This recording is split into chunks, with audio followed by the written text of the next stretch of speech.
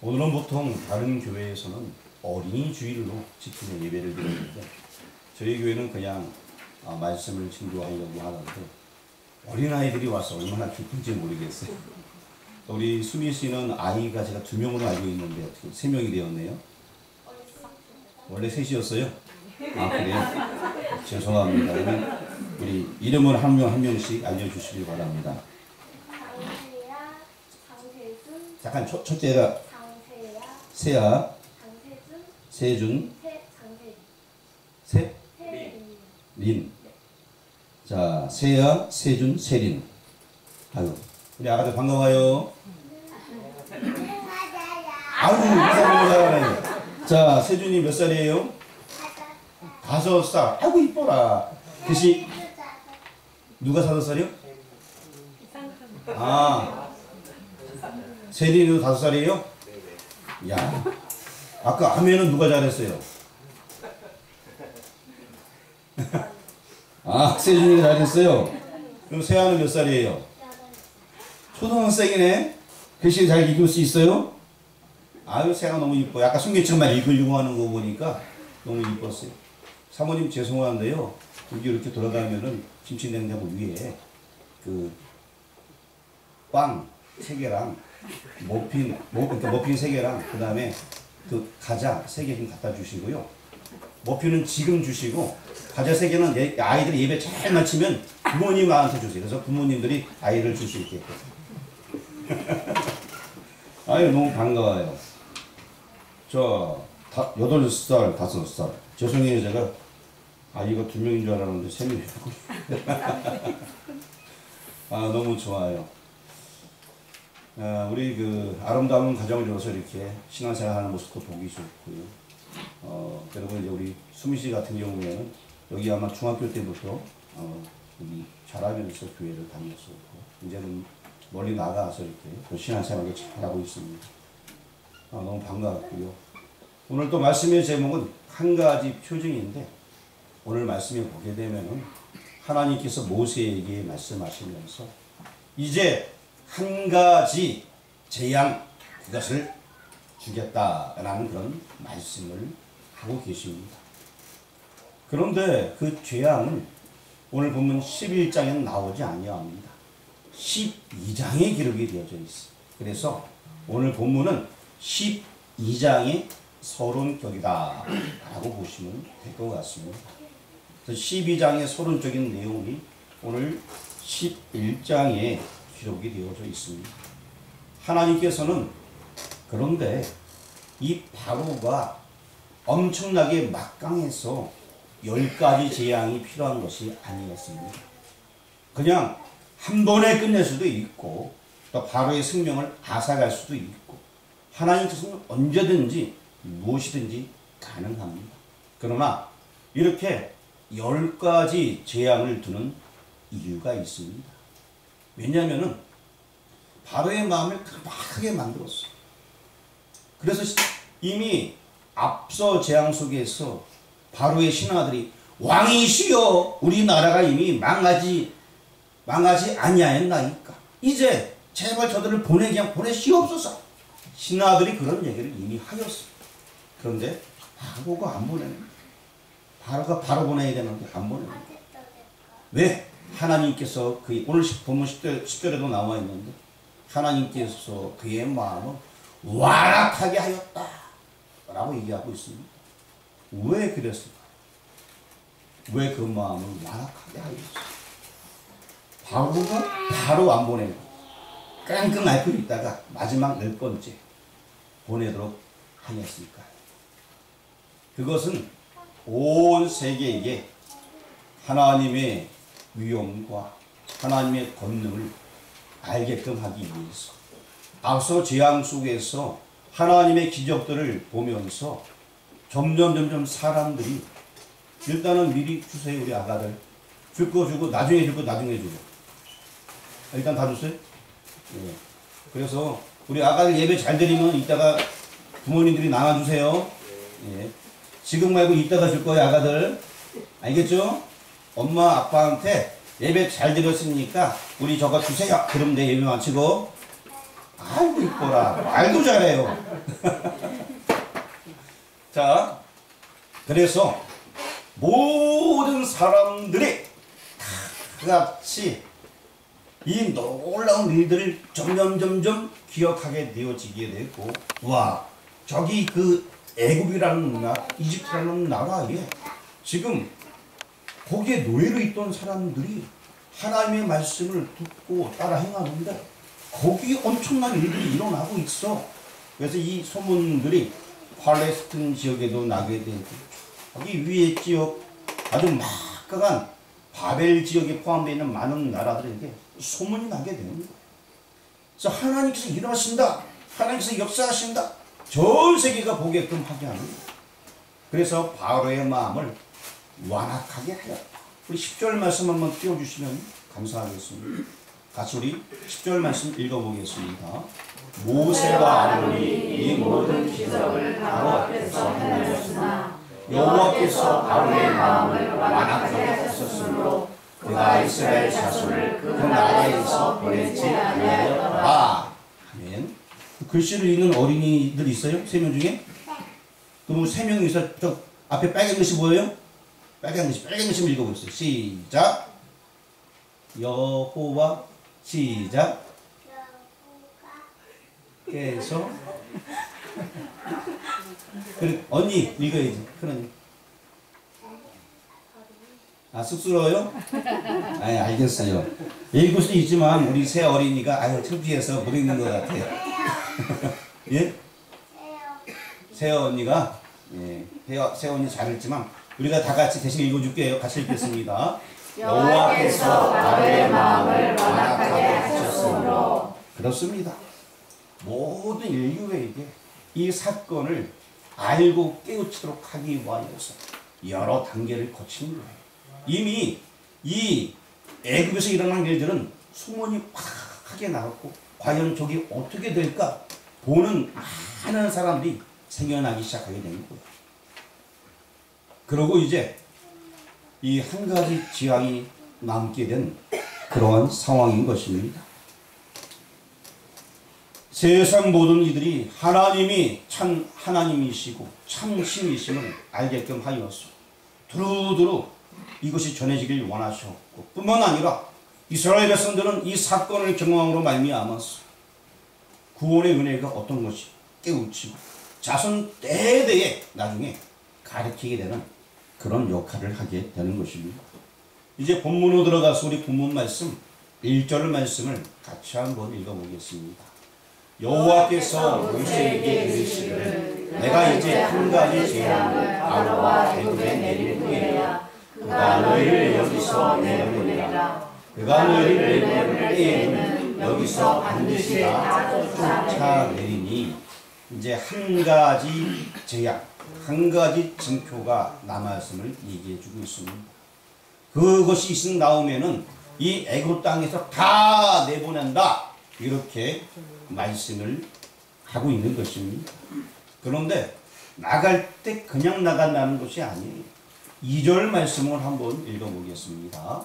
백성에게 말하여 사람들에게 각기 이웃들에게 은금 패물을 구하게 하라 하시니. 자, 이스라엘 백성들이 어쩌면 400년 동안 노예로 있었는데 그 땅을 나갈 때에 그냥 나갈 것이 아니라 우리에게 패물을 주소서 하면은 거기에 있는 애굽 사람들이 패물을 막 내준다는 거예요. 그동안 그들이 거기서 노역을 했습니다. 임금을 안 받았어요. 그것들 다 준다는 얘기예요. 그동안 일했던 모든 것들을 다 준다. 백성들. 참 신기하지 않습니까?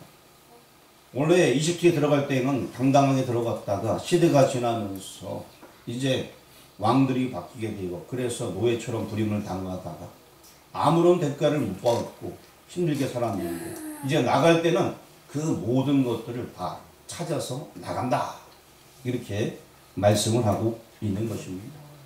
그때 그 나갈 때의 그 모습이 어떤 모습이냐, 3절 말씀을 같이 한번 읽어보도록 하겠습니다.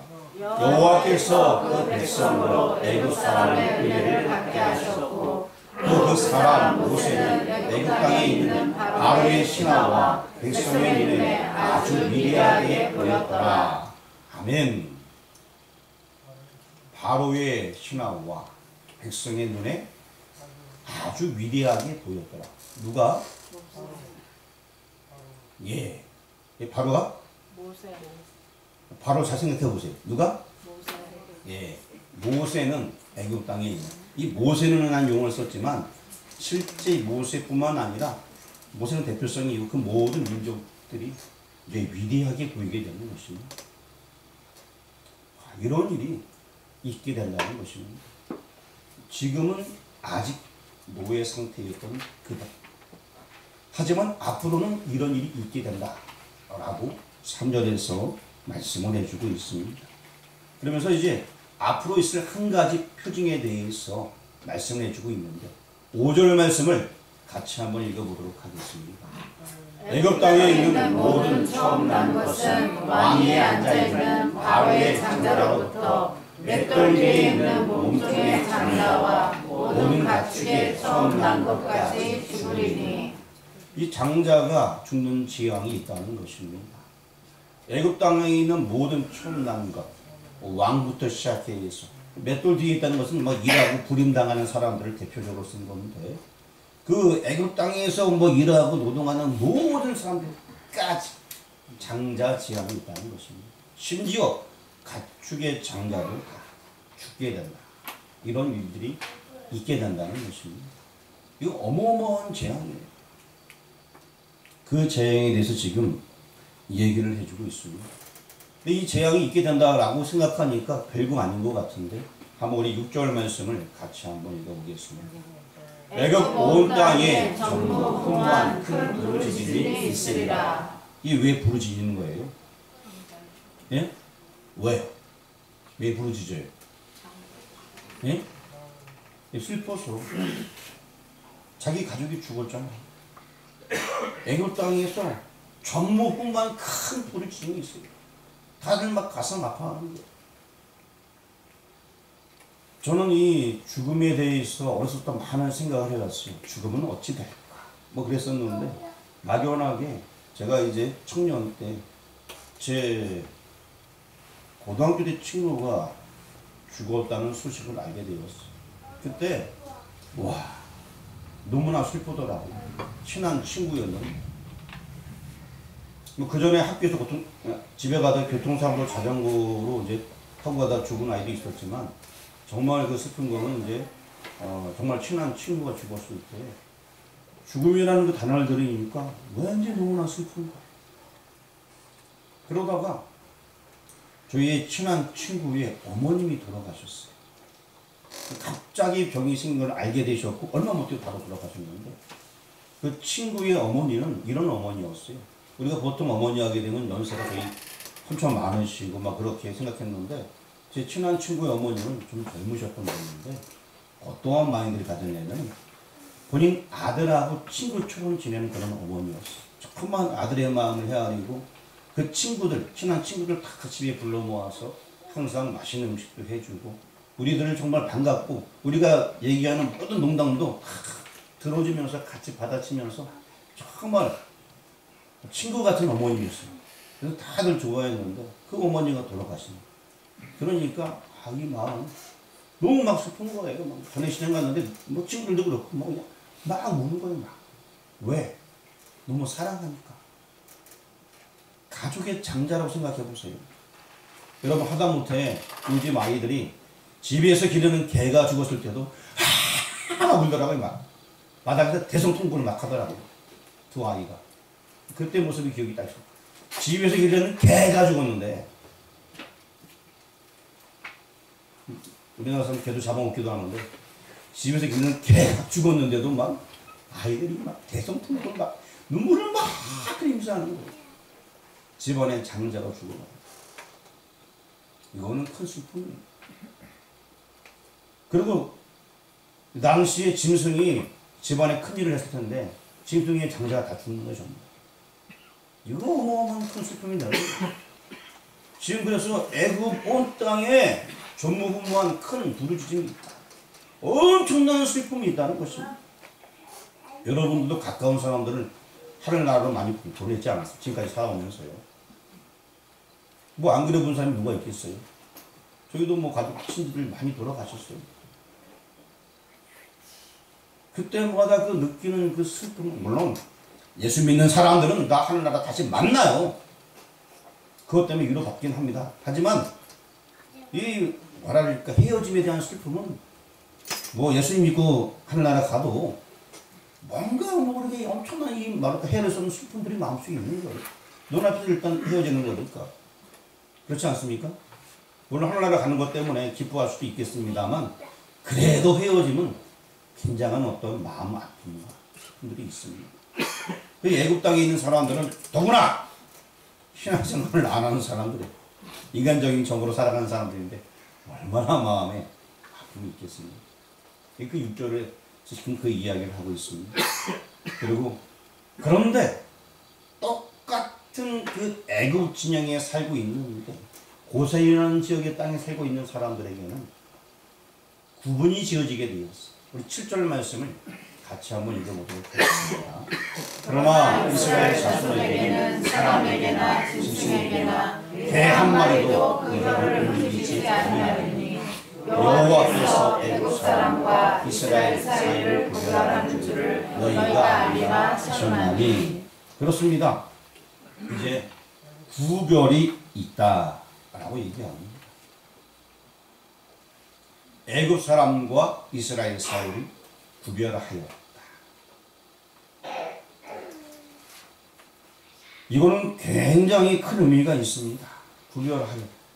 하나님께서 저와 여러분을 특별히 하나님의 자녀로 구별하였습니다.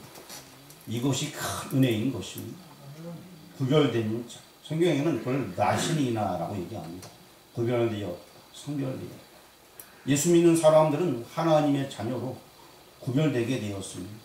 예수 믿지 않는 사람들은 하나님의 자녀가 아니에요. 하기 때문에 구별되게 됩니다. 성도라는 용어도 마찬가지입니다. 거룩한 무리, 즉 구별된 무리, 이것이 바로 성도가 되게 되는 것입니다. 이제 이 구별된 사람들, 특별히 다시 주님 오실 때에 그 구별에 대해서 확실하게 느낄 수가 있는 것입니다. 애굽 사람과 이스라엘 사이를 구별을 하였다라고 얘기하고 있습니다. 여러분에게 한번 물어보겠습니다. 여러분 예수님 한 분으로 만족하시나요? 어떤 사람들은 돈이 있어야지. 예수님 한 분으로 만족하시나요? 좋은 집이 있어야지. 예수님 한 분으로 만족하시나요? 뽐나는 자동차도 있어야지. 여러분 물어볼수록 아멘 소리가 작아지는 것 같아요. 예수님 한 분으로 만족하시나요? 고민하네 이제부터는. 이걸 아멘을 해야 되나.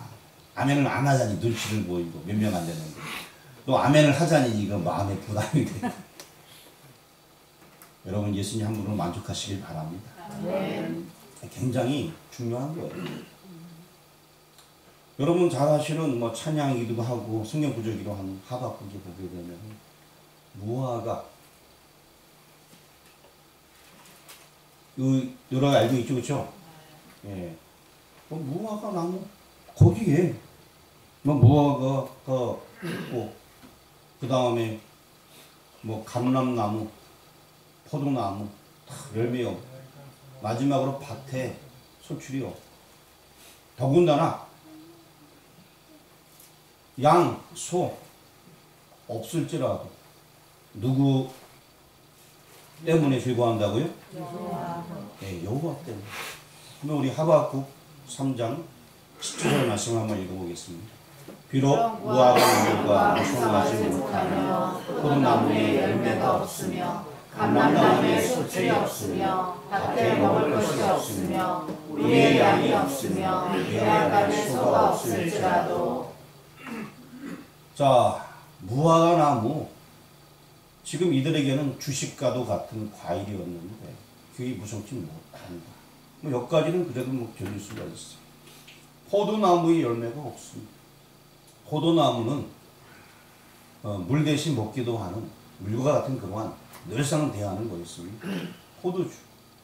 그런데 그 열매가 감람나무의 수출이 없습니다. 감람나무 기름을 짜내는 것입니다. 그래서 어떤 것들은 뭐 기름을 발라서 보관하기도 하고 어떤 것은 기름에다가 뭐를 구워서 먹기도 하고 튀겨 먹기도 하고 굉장히 중요한 것이고 이 감람유를 통하여서 촛불을 켜기도 하고 또 시체에 바르기도 하고 또 이 감람유를 가지고서 팔아서 다른 물건을 교환해 쓰기도 하고 굉장히 중요한 거거든요. 감람나무가. 그런데 거기에 소출이 없다. 제가 뭐 이쪽에 그 팔레스틴 지역을 이렇게 쭉 운전을 하며 간 적이 있는데 물론 뭐 놀러 간 건 아니고요. 저는 뭐 성지순례 가본 적은 없습니다. 성지순례 웬만한 적은 다 가봤어요.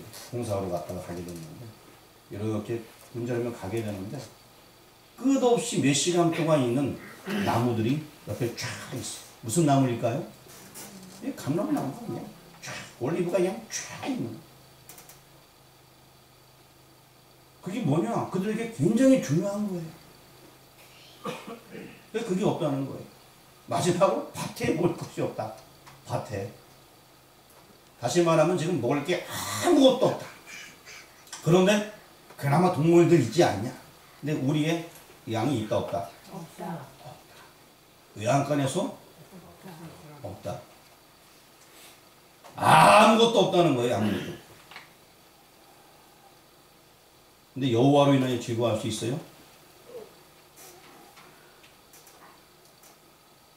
그런데 하박국 선지자는 여호와로 인하여 즐거워한다라고 얘기하고 있습니다.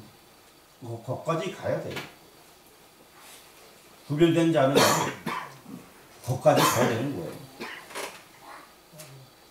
거기까지 가기가 쉽지는 않습니다. 그렇지만 거기까지 가야 되는 것이 구별된 자의 삶인 것입니다. 우리 하박국 3장 18절 말씀 읽어보겠습니다. 나는 여호와로 말미암아 즐거워하며 나의 구원의 하나님으로 말미암아 기뻐하리로다. 아멘.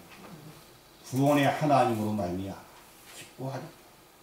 내가 구원받는 것보다 더 기쁜 일이 없다는 거예요. 내가 선택받은 것, 구분된 것보다 더 중요한 일이 없다. 아무것도 없어서 굶어 죽어도 좋다. 왜?